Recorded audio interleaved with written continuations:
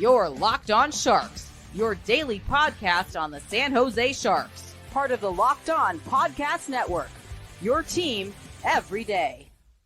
Hello, welcome to Locked On Sharks, the premier hockey podcast covering your favorite team in the Bay Area. My name is JD Young, caretaker of 3 Falls City, co-host of Locked On NHL. I want to thank you for making Locked On Sharks your first listen. Proudly part of the Locked On Network, we cover your team every day. If you want to be an everydayer, all you have to do is just follow along wherever you get podcasts, or you can watch on YouTube as well. And today, it is draft day, kids. We are here. I'm recording this like 10 a.m. Pacific time. So just going to kind of get caught up on what the buzz is at number 2. We're going to talk about Marc-Édouard Vlasic's buyout, new CBA, and get caught up on some other news and notes with the San Jose Sharks. So before we do all that, do want to let you guys know today's episode is brought to you by Game Time. Download the Game Time app, create an account, and use code LOCKEDONNHL for $20 off your first purchase. We are still live down in LA, right across the street from the Peacock Theater. So where the draft will be held tonight, or this afternoon Pacific time, which is again the best time. Going into tonight, I don't know. I'm going to be completely honest. I don't know who the Sharks pick. Right, the past couple of years, you've had a good, like last year, right? You knew the Sharks were going to be picking Micheal Ferland. Year before that, had a good feeling the Sharks were going to be picking Will Smith at number 4. I don't know, man. I don't know.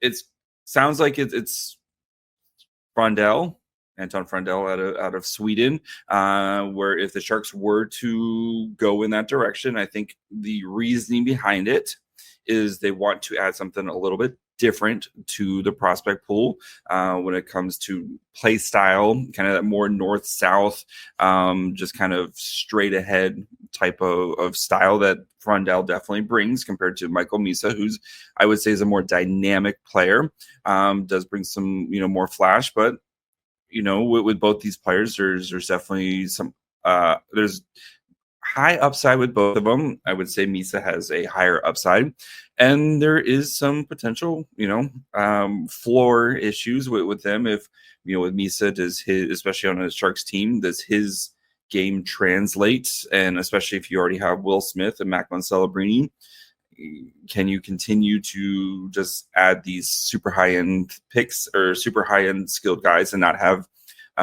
different styles of play? Right, the old basketball theory, right? You can't have just 5 of the same guys out there. You need guys of different heights and different abilities, et cetera, et cetera. And then there's also Sam Constantino on 32 Thoughts today brought up potentially Porter Martone as a potential, which I think would be a little bit of a blend of the two if you're kind of looking, where Martone does have that kind of nastiness straight ahead, does have an insanely high ceiling, but I think you're going to have to try to kind of pull out a little bit more of that kind of edge and with him, and a little bit more consistency with him kind of compared to the other ones. So, and with Frondell, right, the kind of argument for him, right, he's a guy who's played in professional hockey, playing with the Hockeyallsvenskan, has won big time games as Djurgården won the Hockeyallsvenskan and got promoted to the SHL. He's going to be playing SHL games next year with Djurgården. But then again with Rondell, like you're playing third line minutes, which is fine, right? Especially for an 18, 19-year-old kid. But I think there's a lot of people who said Eklund was the better player, Victor, was the better player between the two for a majority of the season. And Frondell has had some injury issues. So, I can, whatever route Mike Greer decides to go, right? And again, I'm still on the, I think it should be Michael Misa, because I think, as I've stated before, and I will continue to state, I think Michael Misa just such a high-end talent and such an elite player. If he hits his highest of highs, and what that would potentially give you down the middle between Celebrini and Misa, I think it's hard. That's hard to match up, right? And like that's what I would do. But again, as I famously said many times on this podcast, I'm a noted idiot. What do I know? So, but I'm still hoping Misa. But again, like if Greer does go the Frondell, like I get it. Like I totally get it, especially after watching the Florida Panthers kind of beat the crap out of teams the past couple, the past two playoff runs. And Frondell, if he can be a Barkov Jr., and then you add that with a potential, with celebrating who we think is going to be a budding superstar and potential Selke type of player for the Sharks.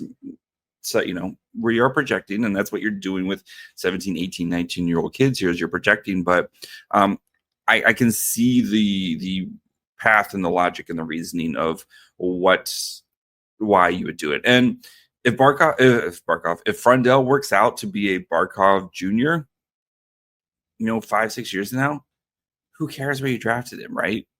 Like if you got him at second, if you got him at 4, whatever. Yes, you would like to maybe trade down and try to get some more value out of it. But especially this year's draft, like everybody's trying to move around and move up and move. Like it would be nice to maybe get the Blackhawks to bite on a trade, even if it's moving down 1, and then you maybe get it. But again, are the Blackhawks just maybe, well, if you're going to take Frondell, why would I trade up to get Misa? I can just sit and wait to get Misa. So, and I think the Blackhawks would be, again, can't run to the podium, but they would be very quickly turning in the card to draft Michael Misa if he's available for them. So, but again, like talking to people here in LA, they are, like at this Frondell thing has definitely grown over the week. But it's still like we don't know. Like nobody knows, to be honest. Like nobody knows what's going on with it and what the Sharks are going to be doing here. And there is there is logic to do. You can strongly make the case for Misa, which I've made the case for Misa on this podcast many times. You can make the case for Frondell, and again, noted idiot.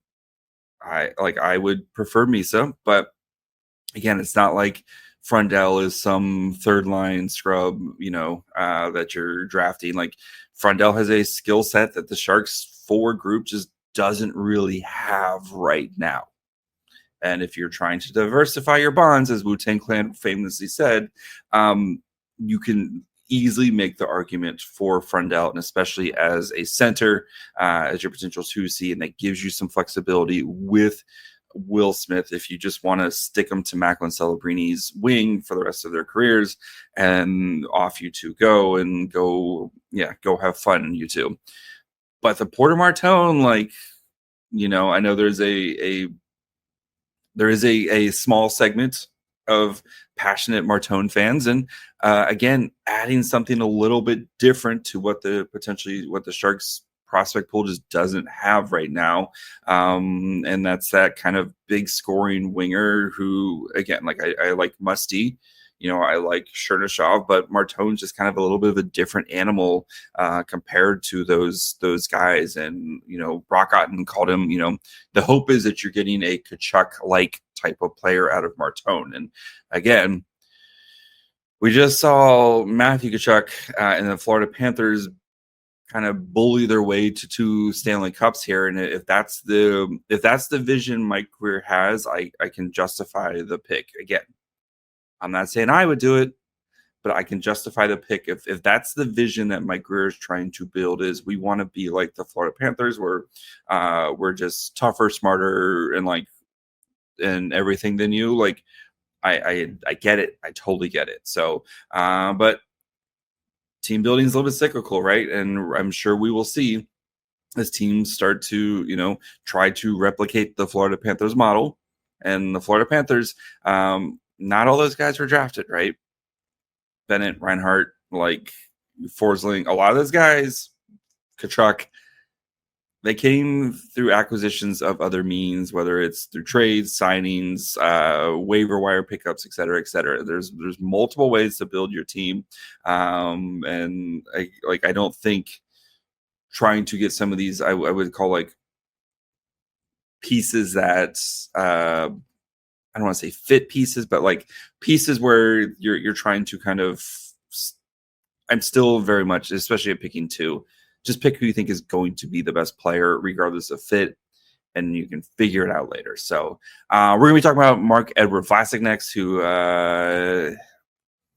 sad day as Vlasic has officially been bought out by the San Jose Sharks. So we'll get into that, talk about kind of what it means for the Sharks and what it means, talk about Vlasic for a little bit here in just 1 second. If you ever decided at the last minute that you need to head to the ball game with friends or family, maybe it's game day and suddenly you realize you want to be in the stands, that's exactly where Game Time comes in. It's the easiest way to grab last-minute tickets without the stress. With the money you save on tickets, you can splurge on food, drinks, merch, or even invite a bigger group to come with you. Game Time makes it possible. Game Time makes buying tickets fast and simple. Prices on the app actually drop the closer you get to first pitch. They've got incredible last-minute deals, clear seat views, and the lowest price guarantee that takes the worry out of buying. Game Time is the official ticketing partner of Locked On MLB, making it easy to save and browse the app for exciting new MLB games. Especially, again, you want to go see the Giants, who had a tough stretch against the Marlins here, but I still believe in this Giants team. They got you covered. So take the guesswork out of buying tickets with Game Time. Download the Game Time app, create an account, and use code LOCKEDONNHL for $20 off your first purchase. Terms apply. Again, create an account and redeem code LOCKEDONNHL, LOCKEDON NHL for $20 off. Download the Game Time app. Last minute tickets, lowest price guaranteed. All right, before we continue to, of course, I want to thank you guys for making the Locked On Sharks your first listen. Of course, we will have coverage from the draft tonight. We'll get whoever the Sharks draft at 2, you'll hear from them. If the Sharks use that pick 30, we will hear from them as well. You'll also get a reaction from me tonight after the draft, and then we'll be back on Saturday to do it all again. Plus, we have free agency next week as well. So make sure you're following along wherever you get podcasts. And of course, you can watch on YouTube as well. Okay. Marc-Édouard Vlasic, the last man standing from the San Jose Sharks Stanley Cup run, officially bought out today. It's a sad day. Like Vlasic, chat. I'm throughout this, I'm thinking of Kyle, my former co-host, who loved Marc-Édouard Vlasic dearly. I'm pouring one out for you, buddy. I'm sure you are hurt seeing this, but Vlasic was put on waivers, and then as of this morning, cleared waivers, so he will be bought out. So he had 1 year left on his deal at $7 million a year. Of course, the 8-year deal that he signed in 2017, 8 years at $56 million. Because this now that money will be split, so the Sharks will pay basically on his roster, or his money this year will count as $4.67 million this year, and then next year it will be I think it's like $1.77 million the following season, in the 26-27 season. So the Sharks, they do open up a little bit of space, about $2 million here worth of cap space, but I think for them the roster spot is more important than the money, right? Because we do know the Sharks still need to spend, roughly $20 million just to comfortably get to the cap floor. And I know a lot of people are on the just trade for Carey Price's contract, and that'll eat up $10 million of it. We've heard from Greer himself, like they want to make this team better. And I think for them, the roster spot is more important than what the salary cap implications, and they feel like that they can finagle their way and make it work for them here. So as for Vlasic, it's a guy who I think I think was, especially in his prime, is, considered one of the best defensive defensemen in his, of his generation, right? The way he played defense and shut things down, and his ability, I think Vlasic's ability to shut things down opened up opportunities for like Brent Burns and for Dan Boyles, and who, these kind of more offensively, again, Dan Boyle, excellent two-way defenseman, but you get what I'm saying, where knowing that you could throw Vlasic out there for 20, 25 minutes a night, and he's going to play, picture perfect-esque defense out there, allowed these other guys, I think, to flourish. And, and I know little bit frosty relationship with the media, and I think as he got older, I think that kind of mellowed out a little bit, as you would expect. And he, was a player who said he wanted to be here, after 19 years. But, and unfortunately, like we see it all the time with these great players, is it's Father Time's undefeated, right? And over the past couple of years, you definitely saw a drop off in Vlasic's play, and whether that's, again, Father Time and all the hard minutes he played earlier in his career, and a roster that has been in turmoil and changed a lot over the past couple of, several seasons with the Sharks, where it's hard for a guy like Vlasic to continually kind of try to be that same guy, right? But I think, though, my Vlasic kind of memories, got to talk to him a couple times, but when he was, or when Couture came back last year for that like 6-game stretch, and Couture assisted on a Vlasic goal, like you could tell just kind of that brotherhood and that bonding with some of these older guys, right? Where like Couture and Vlasic have been together for, 15 seasons, and like it was a nice little moment for those guys, I think, to kind of have that one last like kind of special moment out there on the ice together. And I do think, though, and again, if Vlasic doesn't get a concussion, the Sharks don't get reverse swept, and I think they win the cup that year. But anyway, I think he will be a player who, like, a guy who's played his entire career in San Jose, and yes, not the most ceremonious way to go out. And I don't know if he signs with another team. Maybe he signs a vet min type of deal to come in and be a 6 or 7 defenseman for somebody. Maybe he doesn't. Maybe he just goes off back to Quebec and buys a bajillion dogs and goes live out, on a big dog ranch or something like that. Like maybe he does that. But I do think as the Sharks organization continues to, mature and age, and now, we've got a couple numbers retired, I think getting that like ring of honor for players, where, again, like Vlasic is, it's hard for me to argue for him to potentially have his jersey retired. And I know it's a very fresh wound right now, but he is definitely in that like ring of honor type of players. And if he did get his jersey retired eventually, I wouldn't be surprised as well. But I'm very much in like the jersey retirement needs to be like icons in the franchise. And as great as Vlasic is, you could argue the best defenseman in Sharks history, especially when it comes to defensive defensemen. So, but yeah, it's unfortunate that this is kind of the way that it ended. I thought he would get that kind of one last run with the Sharks to at least kind of say goodbye, kind of complete his contract and have that, moment of with the fans and with the team and with everybody to kind of, say goodbye. And if he retired after next year or whatever he decided to do, I kind of thought that would be the plan, but I think Mike Grier values the roster spot right now as the Sharks try to make some upgrades on the blue line. So we're going to get caught up with some other news and notes, talk about the new CBA and some of the kind of fun details that's actually getting announced like right now as we're talking. So we'll get to that here in just 1 second. Ever wish managing your money felt easier? With Monarch Money, it can. Whether you're growing your savings or planning a big purchase, Monarch puts you in the driver's seat. It's like having your own personal CFO, giving you full visibility and control over your finances. Monarch Money is more than just a budgeting app. It's a complete financial command center.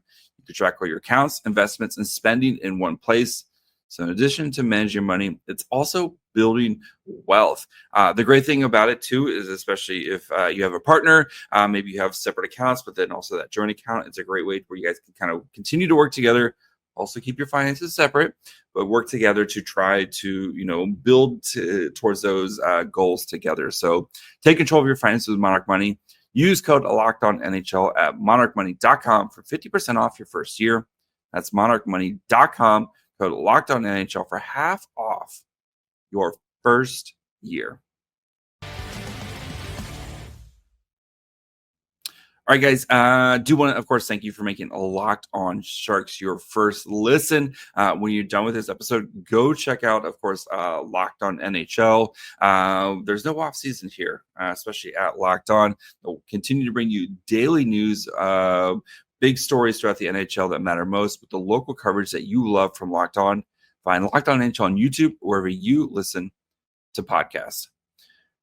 All right, couple news and notes and stuff here as we kind of wind this bad boy down. So the new CBA is getting kind of voted on and stuff. It should be believed to be passed. They're literally announcing it right now. Of course, as we know, all these details are already available. But kind of some of the big points and stuff from it is there's going to be a change from an 82 game schedule to an 84 game schedule starting the 26-27 season.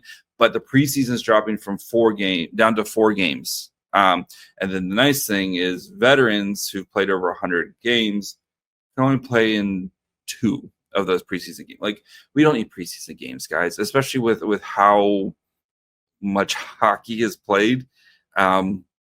We can cut down on preseason. Like, it's fine. Also sounds like the season will start closer to the beginning of October, end of September, which I'm all for. Get that bad boy going earlier. There's also going to be a big change in the term limits for contracts. So going from right now, if you sign a free agent you can sign them to a maximum 7-year deal. If you re-sign one of your players, it's a maximum of 8 years. That's dropping to 6 and 7. So the final year of final 8-year deals will come this year, which is a big thing, I think, for some teams who maybe they're young players, hint, William Eklund, et cetera, where you maybe want to try to get control for a longer period. I wonder how many players we maybe see get sign these long-term deals, these 8-year deals, et cetera. So they're also closing the LTR loophole for the playoffs, where you have to actually ice a cap compliant roster, which I'm curious to see what this does for trades at the deadline and stuff. But anyway, I would also personally, I wouldn't mind if it's like maybe you get like a 10% bump or something. Like in the summer, you can be 10% over the cap during the summer, but by like the time the season starts, you have to be cap compliant, and you have to remain cap compliant. Maybe it's like a 5% bump, or maybe it's like a little bump to kind of just give those playoff teams a little bit more ammunition to do something right. But anyway, there are also teams, they're changing how long you can keep rights of players. So especially with the new CHL, NHL, with the CHL NHL agreement, if you draft a guy in the CHL, you only actually can't have their rights for 2 years. This is now going to change until and then if you drafted an NCAA kid, you have their rights for 4 years. This is not going to change everyone's rights until the age of 22, which I think makes a lot of sense. Just make it easy for everybody, right? We're also getting rid of the deferred salary cap, which is good. Changing some of the bonuses and stuff like that. The emergency backup goalies, each team must now carry a full-time e-bug, ending the beer league call-up era. RIP. It changes some of the dress code stuff, who care that type of thing, whatever. But I do think for the end, the last like kind of fun one that, or I'm calling it the Sam Dickinson rule or the Quentin Musty rule, where there's going to be select players that will be eligible to play in the AHL after, like kind of skirting that NHL CHL agreement, where there's going to be a select pool of players that will be AHL eligible earlier than expected, which I think is a huge bonus, right? Sam Dickinson this year, like this upcoming year, would be a perfect AHL player, right? Quentin Musty last year would have been great to see him play a full season in the AHL instead of kind of wasting a year in juniors. But I do think now with the new NCAA rules, where you'll see kind of some changes with that, I do expect less ELCs signed after the draft, as players want to have kind of can keep their flexibility and their options open as they continue their development. But I do love the AHL kind of rule that's coming down the pike as well. So other kind of news and notes too. Clem Costin not expected to get a qualifying offer. I don't think it's a big surprise. Noah Gregor also not expected to get a qualifying offer. Not a big surprise as well. Both these players, when we did the simulated offseason, I didn't give the Sharks a qualifying offer to. We'll know more on Sunday which players get qualifying offers and stuff. Again, I think you're going to see a lot of churning of some of these kind of aging out prospects. Again, gut feeling is I think Gushin gets a qualifying offer, gets one more season with the Sharks. Does that mean he ends the season with the Sharks organization? Who knows? I don't think Bordeleau gets a qualifying offer. I think we're going to see a lot of this kind of churning of the roster here. So going forward, but and again, just the qualifying offers. Basically, it says we want to keep your rights, and we're going to negotiate with you, throughout the off season and stuff. So, and we'll get those contracts taken care of. It just kind of means like we still want to keep these guys. If you don't get a qualifying offer, you become a free agent, and you're part of the free agency pool. So, and then it sounds like San Jose Barracuda goalie Gabe Carrier is also getting a new contract right around, I think it's $795 is what Puckpedia had it. So which is perfect, I think, for a guy who to kind of come in, compete for the kind of fourth or fifth goalie in the organization. I liked what I saw from Carrier last year. I know there needs to be a little bit more consistency there, but I think there is some high level play in him, and I think it's a guy you want to kind of just keep around and let him continue to develop, and I think should earn a chance to get more Barracuda games this year, and if not, he can also play in the ECHL as well, where he played very, very well down there. So yeah, I'm very happy with that. So yeah, that's going to be it for now. We'll be back later tonight after the first round, where we will break down what the Sharks do in round one of the draft. So make sure you follow along wherever you get podcasts. And, of course, you can watch on YouTube as well. Follow the show on Twitter, Facebook, and Instagram at Locked On Sharks. Follow me on Twitter and Blue Sky at My Fry Hole. Until later tonight. Bye, friends.